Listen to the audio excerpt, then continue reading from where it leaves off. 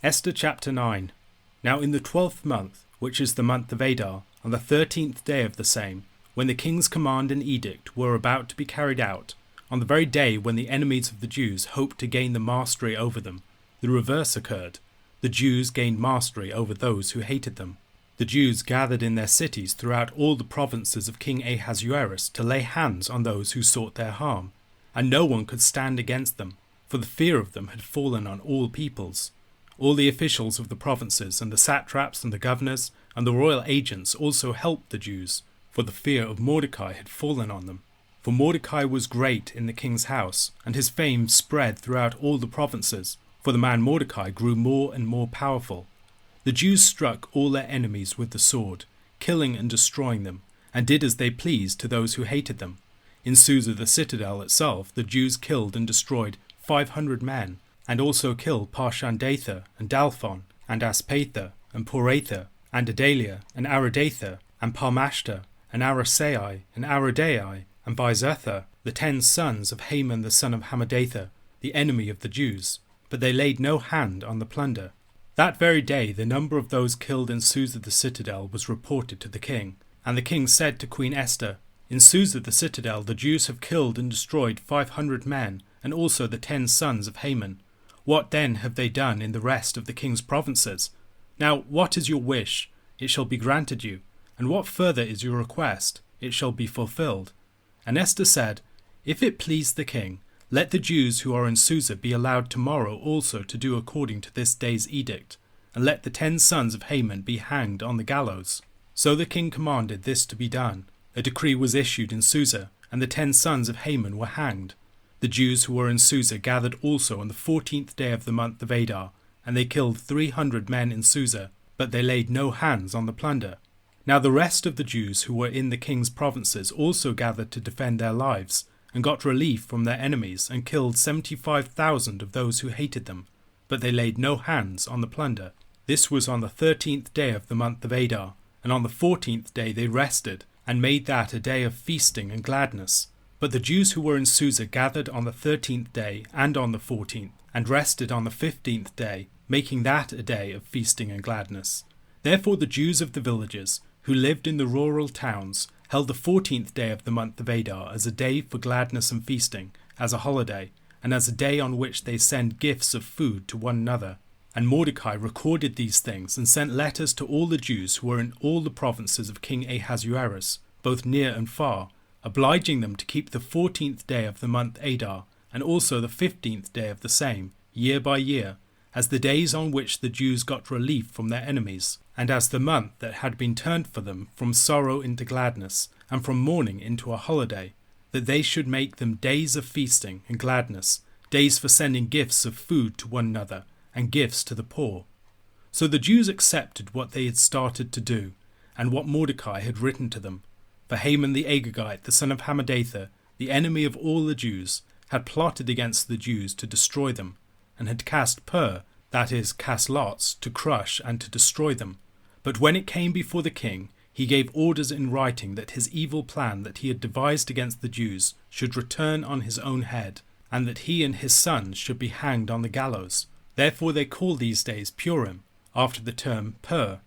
Therefore, because of all that was written in this letter, and of what they had faced in this matter, and of what had happened to them, the Jews firmly obligated themselves and their offspring, and all who joined them, that without fail they would keep these 2 days according to what was written, and at the time appointed every year, that these days should be remembered and kept throughout every generation, in every clan, province, and city, and that these days of Purim should never fall into disuse among the Jews, nor should the commemoration of these days cease among their descendants.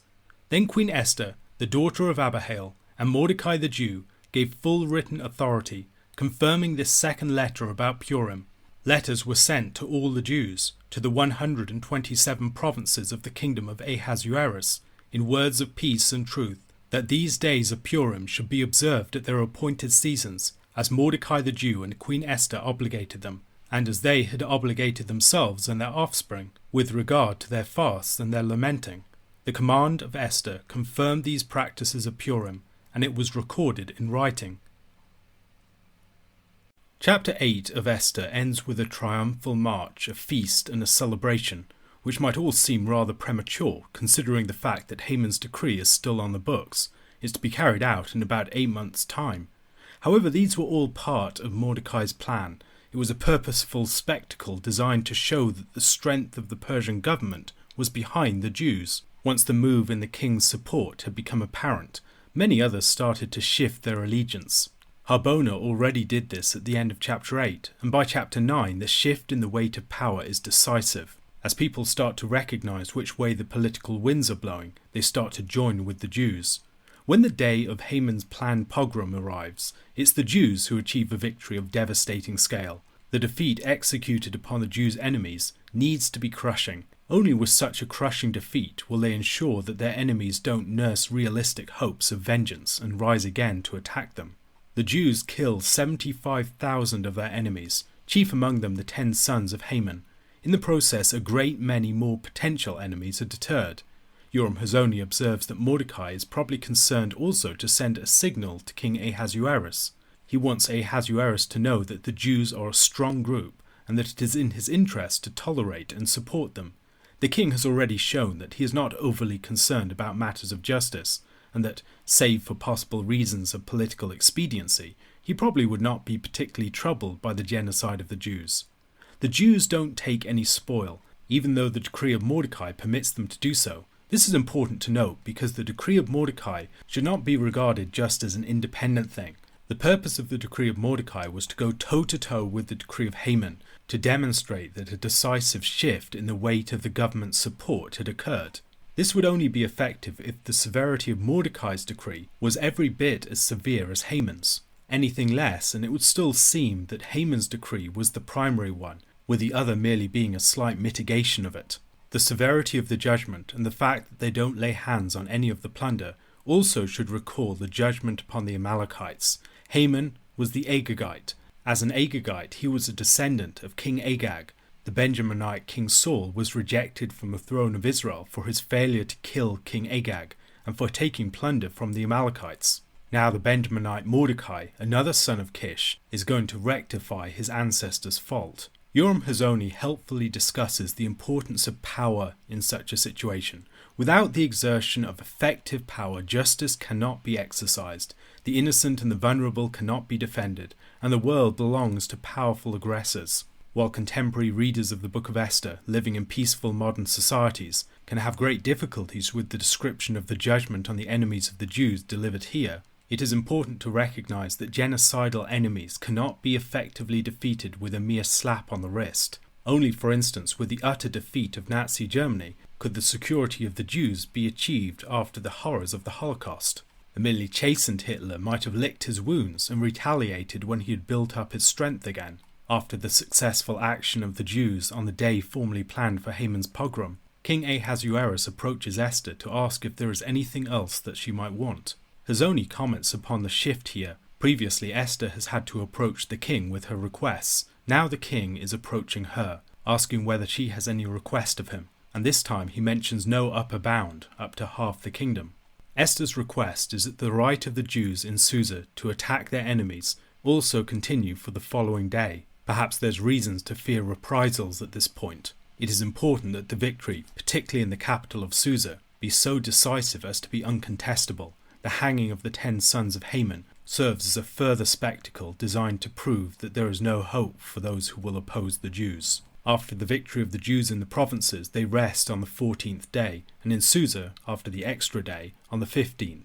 The story of the Book of Esther is a story of 6 feasts. There's the initial feast of chapter 1, where Vashti fails to come when summoned.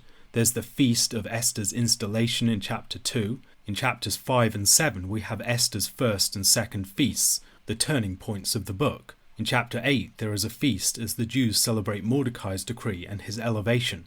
And now, in chapter 9, there is a final feast, the Feast of Purim, a feast originally celebrated as a rest after the deliverance, and then continued as a commemoration of what occurred. The institution of the Feast of Purim is surprising in many respects. This is the first great new annual feast that is instituted after the foundational feasts of the book of Leviticus. It's anomalous in other respects. The other feasts of the year are very much rooted in the life of Israel. This is a feast that is set in the diaspora, with its focus not being Jerusalem and its temple, but Susa. It's a feast that makes central Jews living outside of the land. It's a feast that the Jews voluntarily adopt, not just a feast that's imposed upon them by the Lord's command. In Esther chapter 4, Mordecai's command to Esther plays upon the laws concerning the annulment of vows in chapter 30 of Numbers. If Esther spoke up against the decree to her husband, she might be able to overthrow it, using Numbers chapter 30 as a model. If she did not speak up, she would be complicit. Verses 24 to 26 give the reason for the name of the feast of Purim. The feast, it seems, was named for the casting of lots. This is strange indeed. As Rabbi Foreman observes, the lots seem to play a fairly minor part within the story, and they are used by the enemy of the Jews, Haman, in setting up his plan. Why do they give their name to the feast itself? Rabbi Foreman argues that we need to see the background of Numbers 30 to understand what is going on here.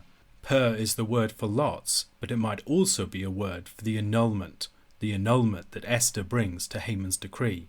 He writes, on one plane of meaning, it is called that because of Haman's pur, his lots. But on another plane of meaning, it is called that because of Esther's pur, her annulment of Haman's decree. If we look at the passage this way, here's how to read it. Haman tried to kill us, and to that end he cast lots, the pur. But, the Megillah suggests, that's not the whole story concerning how the holiday came to bear this name. For afterwards, Esther, with her back to the wall, managed to annul Haman's plotted genocide. And so the Megillah concludes, that's why they call these days Purim, because of the pur. In other words, the Megillah's explanation for the name Purim is deliciously ironic. In the end, that's why they call these days Purim, not because of Haman's lots, but because of Esther's annulment. Haman had wanted the day to be known for his pur, for his instruments of chance, but instead the fate of the Jews was determined by something else, by another pur, namely by Esther's act, her annulment of the decree. As such, that's why they call the day Purim, because of her pur, not his. The institution of a feast of Purim is an event in the life of the Jewish people that marks an important milestone. With the downfall of the northern kingdom of Israel, they had been scattered by the Assyrians, and they had lost their identity as a people. Huge numbers of the Jewish people had just disappeared and assimilated into other nations. Earlier in the book of Esther, we see that the Jews of the second exile, the Jews scattered and exiled by Babylon, had not lost their identity in the same way. According to Haman's description, they were scattered among the peoples of the provinces, but they observed their own distinct customs. In continuing to keep the law of the Lord in some way, even as a dispersed people, they retained something of their distinctiveness. Yet this distinctiveness had marked them out for this great pogrom. The deliverance from the pogrom, then, was a sign that the Lord would preserve them, even as a distinct people, dispersed among the nations. It was a sign not just for that generation of the Jews, but for all of their generations. A number of Jewish commentators have recognized a parallel between the Day of Atonement and the Feast of Purim. Leviticus chapter 16 and the law concerning the Day of Atonement begins with recalling the death of the sons of Aaron, an event that occurred in the context of the consecration of the tabernacle, an event that has many similarities with the description of chapter 1 of Esther. Nadab and Abihu had approached the tabernacle in the wrong way. In the book of Esther we see several recollections of the story of the consecration of the tabernacle, where the dangerous approach to the presence of the Lord in the tabernacle is comparable to the dangerous approach to the presence of Ahasuerus the king. If you come in when you are not called, you do so in peril of death. Leviticus chapter 16 verse 2. And the Lord said to Moses, tell Aaron your brother not to come at any time into the holy place inside the veil, before the mercy seat that is on the ark, so that he may not die, for I will appear in the cloud over the mercy seat. There is only one specific day of the year that Aaron can approach, and not at any other time. Rabbi Foreman observes that Mordecai plays off this language in his charge to Esther in chapter 4 verse 14. For if you keep silent at this time, relief and deliverance will rise for the Jews from another place, but you and your father's house will perish. And who knows whether you have not come to the kingdom for such a time as this? Esther is called to act at a decisive moment, at the one moment where approach will be possible. Esther's approach to Ahasuerus is like the one propitious time at which Aaron is permitted to approach the presence of the Lord. Esther's response to the charge is to instruct Mordecai and the Jews to have a fast. The one ordained fast of the festal calendar is that of the Day of Atonement. Much as Aaron has to approach the Lord wearing particular garments, so Esther must approach the king wearing royal robes. Esther makes her dangerous approach to the inner court, much as Aaron has to approach the inner court of the Holy of Holies. In Esther chapter 5 verse 2, and when the king saw Queen Esther standing in the court, she won favour in his sight, and he held out to Esther the golden sceptre that was in his hand. Then Esther approached and touched the tip of the sceptre. Esther's touching of the tip of the sceptre is in some ways like Aaron's application of blood to key parts of the tabernacle. Aaron the high priest then has to approach in a similar way. He has to intercede for himself as an individual, as the high priest, but he also has to intercede for the whole people. As Rabbi Foreman observes, Esther has to intercede to the king, both for herself and for her people.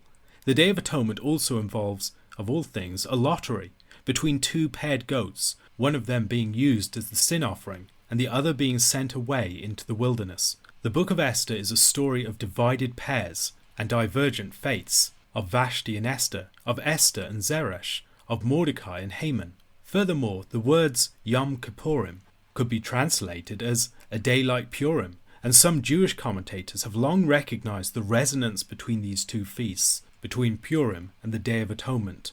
The Day of Atonement seems to deal with eschatological themes, with the approach to God's very presence, with definitive acts of atonement, with great events of division, with the one goat being brought near and the other goat being sent far away.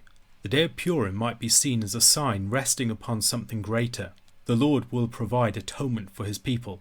The Lord will allow for approach for his people to his very presence, and the Lord will divide his people from those who are not his people. In the Feast of Purim, we see this playing out on a different plane. The Lord will provide access for his people to the very thrones of the nations. As they fast and turn to him, they will be delivered from their sins, and he will vindicate them in the sphere of history. He will divide them from their enemies, casting their enemies out and raising his people up to positions of power. Stories that begin with mourning and death will end with joy and gladness and rejoicing. A question to consider: how might we identify themes of Exodus in the story of Esther, and how might these themes, along with others that we have identified, point forward to Christ? Esther chapter 10. King Ahasuerus imposed tax on the land and on the coastlands of the sea, and all the acts of his power and might, and the full account of the high honour of Mordecai, to which the king advanced him. Are they not written in the book of the chronicles of the kings of Media and Persia? For Mordecai the Jew was second in rank to King Ahasuerus, and he was great among the Jews, and popular with the multitude of his brothers, for he sought the welfare of his people, and spoke peace to all his people. Besides the fact that it is exceedingly short, the final chapter of the book of Esther seems rather anticlimactic. After all of the personal and political drama of the book, it begins with King Ahasuerus imposing a tax on the land and on the coastlands of the sea. Why on earth would the drama of the book be arrested for this description of the king's tax policy? Besides being exceedingly boring, it seems rather irrelevant. David Dauber has written a very perceptive article on this chapter and on this verse in particular. He points out that behind the whole story of the book of Esther, there is this subplot of how the king is going to raise revenue. Haman the Agagite, he argues, proposes that the king raise his revenue by plunder. In chapter 3 verse 9, "If it please the king, let it be decreed that they be destroyed, and I will pay 10,000 talents of silver into the hands of those who have charge of the king's business, that they may put it into the king's treasuries." The financial character of the transaction is also raised by Esther in her appeal to the king in chapter 7 verse 4. "For we have been sold, I and my people, to be destroyed, to be killed and to be annihilated. If we had been sold merely as slaves, men and women, I would have been silent, for our affliction is not to be compared with the loss to the king." Esther there raises the point that even selling the population of the Jews into slavery would be a better financial transaction than trying to raise money from them through genocide and plunder. In the preceding chapter, even though the Jews had been given the right by the decree of Mordecai to take plunder from their enemies, they did not avail themselves of it. Presumably all of that money went to the king. What verse 1 represents then is an alternative way for King Ahasuerus to raise his revenue, not by genocide and plunder, not by selling whole populations into slavery, but by imposing a tax. By imposing a tax upon the Jews living within the land and its various provinces, and by taxing the Jews in the Mediterranean trading cities, he would have a reliable but also a just source of revenue. In this verse we see how the particular interests of Jews and their Gentile rulers can align. They do not have to be at odds with each other. This would not be the last time that Jews appeal to this sort of principle. It is reasonable to believe that this policy was suggested to King Ahasuerus by Mordecai. Mordecai is like the wise Joseph in Ahasuerus' court, the second in command, and the one who has administration over all of the affairs of the kingdom. By Mordecai's prudent regulation, the chaos of the realm of Ahasuerus, under the oversight of his vizier Haman, is overcome. Like the hero Joseph, Mordecai achieves this by prudent tax policy. This all seems very pedestrian and boring, but it brings peace to the people. There is a deep partnership established between King Ahasuerus and Mordecai. King Ahasuerus is praised for his acts of power and might, but also for his elevation of Mordecai, which enables him to achieve these things. As Gentiles elevate and bless and show hospitality to Jews in their midst, they too will be blessed. Earlier in the book we noted resemblances between the characters of Mordecai and Esther and the characters of Abraham and Sarah. The numbers 127 and 180 at the beginning of the book drew our minds back to Sarah, another woman hidden in a pagan king's court, and to Isaac, the threatened seed. In Joseph, a story of the great uncovering of identities, as Joseph reveals himself to people he had formerly hidden himself from. We find themes from the story of Abraham and Sarah coming to a full expression, whereas the mistreatment of Abraham and Sarah had brought judgment upon Gentile rulers and their peoples. Through Joseph and his prudent tax policies, many Gentiles were blessed and their lives preserved. Mordecai is a new Joseph, a man who is joined with a Gentile king, who elevates a Gentile king by his wise counsel, and through his elevation blesses his brothers. John Levinson writes, "The scene with which the Masoretic Esther closes is one for which Jewish communities in the diaspora have always longed. Jews living in harmony and mutual goodwill with the Gentile majority, under Jewish leaders who are respected and admired by the rulers, yet who are openly identified with the Jewish community and unashamed to advance its interests and to speak out in its defense." Levinson also notes that in contrast to the story of Joseph, where a pharaoh could arise that had forgotten Joseph, the deeds of Mordecai were not merely commemorated in the Feast of Purim, but were also written down so as not to be forgotten in the book of the Chronicles of the kings of Media and Persia. The figure of Mordecai reminds us of Joseph. He is also contrasted with the figure of Haman and his policies. In this chapter then we can see that the book of Esther is not merely concerned with recording a special deliverance that the Jews experienced, or even just with instituting its commemoration. It also has a political vision to propound to people within the diaspora, both Jews and Gentiles, a vision of how both parties can act in their own best interests and also for the interests of the other. The book of Esther is shot through with themes of wisdom, with the wisdom of the plan of Esther and of Mordecai's plan. Those plans were exercised from a position of weakness and vulnerability, but now there is a plan exercised from a position of rule and authority, and it is no less wise. As in the story of Joseph, one of the greatest gifts that the Jews can give their Gentile rulers is the gift of their wisdom, not functioning as opponents, but as trustworthy and loyal counselors. The theme of loyalty pervades the story of Joseph, and the theme of loyalty is playing throughout the book of Esther too. Throughout the book, Ahasuerus is troubled with a crisis of loyalty. Can he trust his closest servants when Bigthan and Teresh have risen against him? How can he find a queen to trust when his queen Vashti refuses to obey his command? What are the dangers of trusting too much in a man of questionable loyalties, as in the case of Haman? Like Joseph in Genesis chapter 39, where he seemed to be guilty of adultery with his master's wife, Mordecai initially appears to be guilty in his failure to bow to Haman at the king's command. However, as the story works out, it is proven that he is the true loyal servant. He is the one that the king can depend upon, whereas Haman is proven to be untrustworthy, largely revealed as such by Esther's scheme. Along with their wisdom, in their unimpeachable loyalty, the Jews will build up the authority of anyone who elevates them. All of this, then, is a fulfillment of the promise to Abraham, that in his seed all of the nations of the earth would be blessed.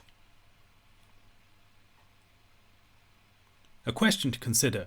David Dauber has argued that Mordecai is the primary hero of the book of Esther. Do you believe that he is justified in making this claim? If so, how? If we were to read the story of Esther as focused upon the character of Mordecai, what elements and themes of the book would come more to the surface? 1 Timothy chapter 5. Do not rebuke an older man, but encourage him as you would a father, younger men as brothers, older women as mothers, younger women as sisters, in all purity. Honour widows who are truly widows. But if a widow has children or grandchildren, let them first learn to show godliness to their own household, and to make some return to their parents, for this is pleasing in the sight of God. She who is truly a widow, left all alone, has set her hope on God, and continues in supplications and prayers night and day. But she who is self-indulgent is dead even while she lives. Command these things as well, so that they may be without reproach. But if anyone does not provide for his relatives, and especially for members of his household, he has denied the faith, and is worse than an unbeliever. Let a widow be enrolled if she is not less than 60 years of age, having been the wife of one husband, and having a reputation for good works, if she has brought up children, has shown hospitality, has washed the feet of the saints, has cared for the afflicted, and has devoted herself to every good work. But refuse to enroll younger widows, for when their passions draw them away from Christ, they desire to marry, and so incur condemnation for having abandoned their former faith. Besides that, they learn to be idlers, going about from house to house, and not only idlers, but also gossips and busybodies, saying what they should not. So I would have younger widows marry, bear children, manage their households, and give the adversary no occasion for slander, for some have already strayed after Satan. If any believing woman has relatives who are widows, let her care for them. Let the church not be burdened, so that it may care for those who are truly widows. Let the elders who rule well be considered worthy of double honour, especially those who labour in preaching and teaching. For the Scripture says, "You shall not muzzle an ox when it treads out the grain," and "The labourer deserves his wages." Do not admit a charge against an elder, except on the evidence of 2 or 3 witnesses.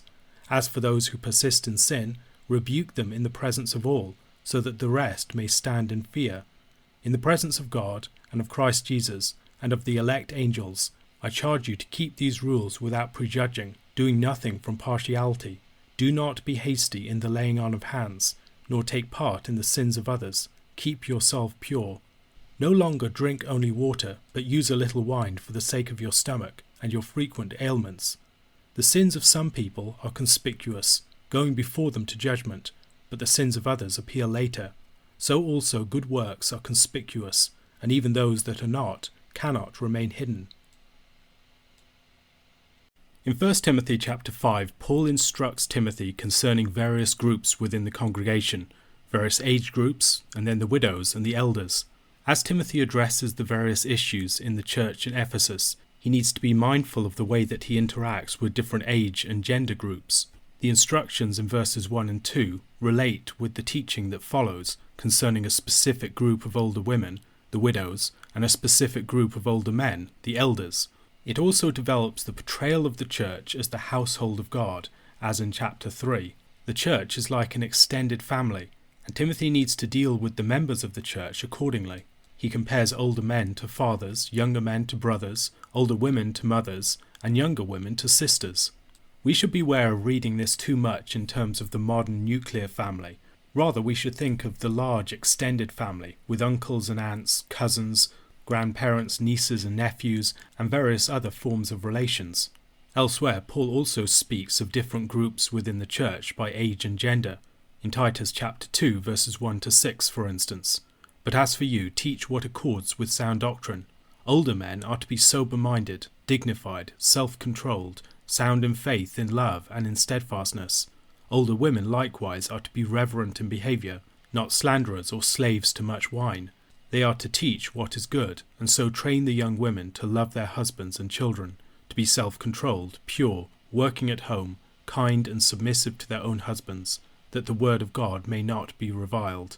Likewise urge the younger men to be self-controlled. As the Apostle Paul's emissary, Timothy has authority, but he needs to learn how to use it properly. He will, for instance, have to be dealing with the elders, as we see at the end of this chapter, and Paul's instruction concerning how to approach older men at the beginning of the chapter provides Timothy with direction about how he ought to go about dealing with those elders that have failed in some regard. When dealing with older men, Timothy needs to moderate his authoritative approach with the deference that's due to father figures. Rather than rebuking such an older man, he needs to exhort and encourage him. Such an approach operates within the honour that is due to such a figure, while still allowing for correction to be heard. Timothy will have more freedom when dealing with the younger men who are his peers in age and younger. As in the case of dealing with the older men, when he deals with the older women, Timothy needs to show them a proper honour, in this case treating them as he would a mother. Timothy needs to treat the women of his age and younger as sisters, and here it is particularly emphasized that he must act with purity towards them. Given the household character of the church, Paul is concerned that Timothy perceive and operate within the structures of honour, authority, and association that naturally exist in a society that's ordered by gender and age. Using the relations of the extended family as guides, Paul can give him a template within which to think about the way that he relates to different groups. The church does not float free of the generational and gendered character of communal life more generally. This was one of the concerns of Paul in chapter 2 when dealing with men and women in the congregations. In the related passage in Titus chapter 1, we should note the gendered and generational character of the church is expressed in the orders of its teaching. The discipleship of the younger women is largely undertaken by older women, not by Titus himself. Titus, however, plays that role relative to the younger men. There seem to have been problems in the Ephesian congregations around the issue of widows, and it is to this matter that Paul now turns in verses 3 to 16. Throughout the scripture, the Lord expresses an especial concern for the widow, the fatherless, and the stranger. Isaiah chapter 1 verse 17. Learn to do good, seek justice, correct oppression, bring justice to the fatherless, plead the widow's cause. James chapter 1 verse 27. Religion that is pure and undefiled before God the Father is this, to visit orphans and widows in their affliction, and to keep oneself unstained from the world. As a sort of extended family, the church would take responsibility for providing for needy persons in their midst. We see this in Acts chapter 6, where there were structures of community provision for the widows in the congregation. The church is not merely a place of teaching, it's a household, and there needs to be provision of material assistance to its members. In Acts chapter 9, we also see another instance where widows are mentioned as a group, as those who had been helped by Dorcas. The problem in Ephesus, however, is that the church's provision for widows seems to have been abused. Some young widows of marriageable age were depending upon the church's resources when they did not need to be. Some families seem to have been neglecting their duty of support and handing it over to the church, expecting the church to pick up their slack. Other widows enjoying the support of the church were engaging in community-disrupting behaviours. Paul addresses this situation by providing criteria by which true widows could be supported, and unworthy recipients of the church's support would be removed from the rosters. The widows who were enrolled for support by the church needed to be without family to support them. If a widow had such family, it was not the duty of the church to look after her, but the duty of the family. And if the family was not prepared to do its duty, then any of the widow's family members shirking their responsibility should not be regarded as members of the community of faith. This was a rejection of the faith and the sort of Christian behaviour that ought to accompany it. Paul restricts the church's support to widows over the age of 60 who had a reputation and a long-standing record of godliness. The widows to be supported by the church were expected to have been wives of one husband, faithful mothers, persons who had practiced hospitality, especially to the members of the church, and marked out by commitment to charity and the works of mercy. These were women who had given much of their lives and their resources to the service of the household of faith, and the household of faith had a corresponding duty to show them great honour. The statement with which Paul begins this section, "Honour widows who are truly widows," singles out this group for special respect and also the material provision and support that is a necessary component of such honour. The faithful widows are contrasted with another group, a group of younger widows, perhaps examples of the new Roman women that some have seen in the background of the book of 1 Timothy and its situation in Ephesus. A number of these women, presumably more wealthy, were given to practices that were causing trouble in the community. Rather than devoting themselves to the works of mercy and charity, they went from house to house, engaging in gossip, slander, and the spread of false teaching. Their commitment to the faith also seems to have been slight. A number of them, itching to remarry, seem to have sought new husbands from outside of the household of faith. abandoning Christ for a pagan spouse. This would greatly have unsettled the church and compromised its witness to the surrounding society. Paul is concerned that women susceptible to such falling away are not enrolled in the company of widows that the church provides for. They can provide for themselves, many of them will have families that will be able to support them, and no small number of them will be able to remarry. While there are situations, as we see in 1 Corinthians chapter 7, where Paul can advise against remarriage, here he presents it as a prudent response to the young widow's condition. The ideal was that such young women remarried and gave themselves to the activities of a wife and mother. We should also bear in mind the concept of managing their households would have been a very expansive activity within the first century context, far wider than what we often think about in terms of homemaking. The woman who managed her household was overseeing the children, but also the wider activity of the household as a site of production. In many respects, the household could be compared to a small business today, and much of the activity of production within a society occurred within its context. Many have wondered whether the widows described in this chapter were a particular class of appointed women within the church with special ministry roles. This, it seems to me, is unlikely. While the women in question were being honoured for their past service, they were selected not according to their aptitude for future ministry, but according to their need. Besides, as a group limited to women over 60, many of the widows would not be able to perform any sort of active ministry. Given the degree to which the modern church has been abstracted from the context of the household, we are more likely to think of the church as an organisation that is perhaps similar to a business, with importance in the community being defined by official roles, titles, and by positions on the payroll. This was not the case in the early church, and I think we are misguided if we are looking for the prominence of women in the community by looking for official positions and titles. The widows that are honoured here, for instance, are women who had been serving the community for some time already prior to their being enrolled in the company of the widows. As the church functioned as a household, the church was not primarily defined by official titles and positions. Rather, it was the life of a community, and the ministries and works of service in the community mostly did not occur under the auspices of official titles and roles. Women like those described here, who were faithful in their service of the community, were supposed to be treated with a special honour, for which material support and provision was essential. Elsewhere in Paul's letters, in places like Romans 16, we see the great number of women who are active within particular communities. Churches in this context seem to have numerous prominent women, even while the positions of official oversight of the communities were exclusive to men.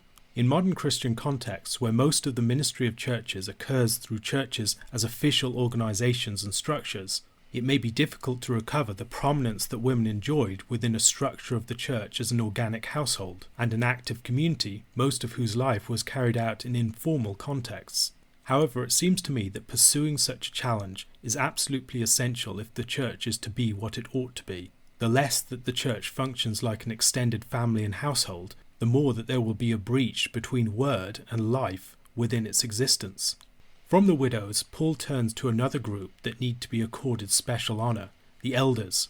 Alistair Campbell, in his book on the elders, argues that the group referred to here are the elders of the town churches, rather than just the households. The elders of the house churches would not presumably have been paid for their labour in preaching and teaching. It was only the overseers, the leaders of the town churches, that would need to give themselves completely to these tasks. As the fatherly guardians and instructors of the Christians within a given town, it was important that the office of these elders be shown a proper respect. This would involve paying them for their efforts. To support his assertion here, Paul cites two statements, the first from Deuteronomy chapter 25 verse 4, concerning the ox threshing the grain, and then the second from Luke chapter 10 verse 7, words of our Lord, and remain in the same house, eating and drinking what they provide, for the labourer deserves his wages. Elsewhere, in 1 Corinthians chapter 9 verses 7 to 14, Paul also references the case law concerning the ox threshing out the grain. Who serves as a soldier at his own expense? Who plants a vineyard without eating any of its fruit? Or who tends a flock without getting some of its milk? Do I say these things on human authority? Does not the law say the same? For it is written in the law of Moses, "You shall not muzzle an ox when it treads out the grain." Is it for oxen that God is concerned? Does he not certainly speak for our sake? It was written for our sake, because the ploughman should plough in hope, and the thresher thresh in hope of sharing in the crop. If we have sown spiritual things among you, Is it too much that we reap material things from you? If others share this rightful claim on you, do not we even more? Nevertheless, we have not made use of this right, but we endure anything rather than put an obstacle in the way of the gospel of Christ. Do you not know that those who are employed in the temple service get their food from the temple, and those who serve at the altar share in the sacrificial offerings? In the same way, the Lord commanded that those who proclaim the gospel should get their living by the gospel. There appear to have been issues with some of the elders in Ephesus. Certain elders seem to have been accused of sin, and some seem to have been clearly guilty. Part of Timothy's task in this situation is to exercise justice as Paul's representative. To equip him in this task, Paul references a number of Old Testament principles of justice. The first concerns proper evidence.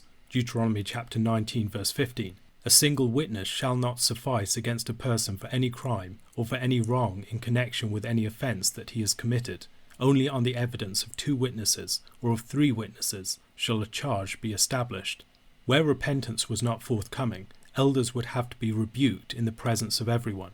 When private and respectful appeal to them as fathers had failed, the company of the elders and Timothy would have to gather together and collectively enact justice in the situation. A communally witnessed rebuke would also be a deterrent for any others. Deuteronomy chapter 19 verse 20 is another principle in the background here. And the rest shall hear and fear, and shall never again commit any such evil among you. The impenitent sinning elder is rebuked in the presence of the whole company of the church, and Paul charges Timothy in the presence of the entire heavenly council, of God, of Christ Jesus, and of the elect angels. Like Old Testament judges, he is charged to exercise these rules without prejudice and without partiality. He needs to be very careful about appointing people to the office of an elder. He must not take part in the sins of others, whether allowing people's abuses to continue without rebuke, or by appointing people who are not worthy of the positions that they are entering. As an aside at this juncture, Paul speaks to Timothy's health and his need to drink wine. Perhaps Timothy was experiencing health issues, drinking unclean water while he was abstaining from alcohol. Drinking wine in moderation would not be giving himself to drunkenness, but it would spare him from the health issues that he might experience otherwise. Paul has given Timothy a most solemn charge. However, Timothy, like any human being, is not up to the task of discerning other people's hearts. People's hearts cannot be fully discerned, and Paul recognizes this at the end of the chapter. Certain people's sins are conspicuous or can be recognized by the observant person. Other sins, however, are secret sins and only appear later over time, perhaps through sudden scandalous exposure, or perhaps in the character that they produce in a person over many years. Others may only be revealed on the day of judgment. On the other hand, there are people whose good works are obvious and plain to everyone around them, and others whose good deeds are not seen by others, but are largely hidden. However, even those good deeds that are not immediately obvious will be made apparent over time. By their fruit you will know them, and people's habitual behaviours will be steadily revealed in their characters. A question to consider. What are some of the ways in which modern churches can learn from Paul's teaching concerning the church as the household of God in the book of 1 Timothy?